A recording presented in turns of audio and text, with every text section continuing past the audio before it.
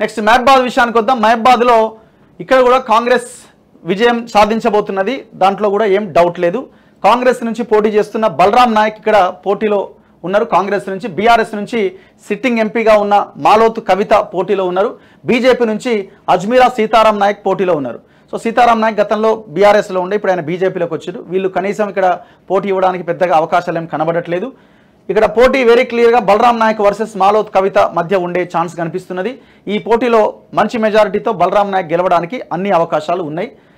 ఎందుకు BRS గెలవలేదంటే BRS ఓవరాల్గానే party damage అయి ఉన్నది. కేసీఆర్ వాళ్ళ విధ్వంసము, వాళ్ళ పనితీరు, కుటుంబము, ఈ రకమైన దీంతో ఇక్కడ కూడా గెలవడానికి అవకాశం లేదు. ఓవరాల్గానే బీఆర్ఎస్కి ఓటు ఎందుకు వేయాలి అన్న దాంట్లో ప్రజలు ఉన్నారు. బీఆర్ఎస్ అసలు పోటీలో ఉన్నదా అన్న యాంగిల్లోనే ప్రజలు ఆలోచిస్తున్నారు.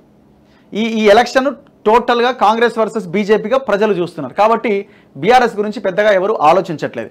ఎక్కడైతే బీజేపీ వీక్గా ఉన్నదో కొన్ని నియోజకవర్గాలు అక్కడ బీఆర్ఎస్ సెకండ్ ప్లేస్లో ఉండే అవకాశం ఉంది. ఎక్కడైతే బీఆర్ఎస్ టోటల్గా కొలాప్స్ అవుతున్నదో అక్కడ బీజేపీ కొన్ని స్థానాల్లో గెలవబోతున్నది, కొన్ని స్థానాల్లో సెకండ్ ప్లేస్లో ఉండబోతున్నది. ఈ మహబాద్లో వెరీ క్లియర్గా బలరాం నాయక్ గెలవబోతున్నాడు.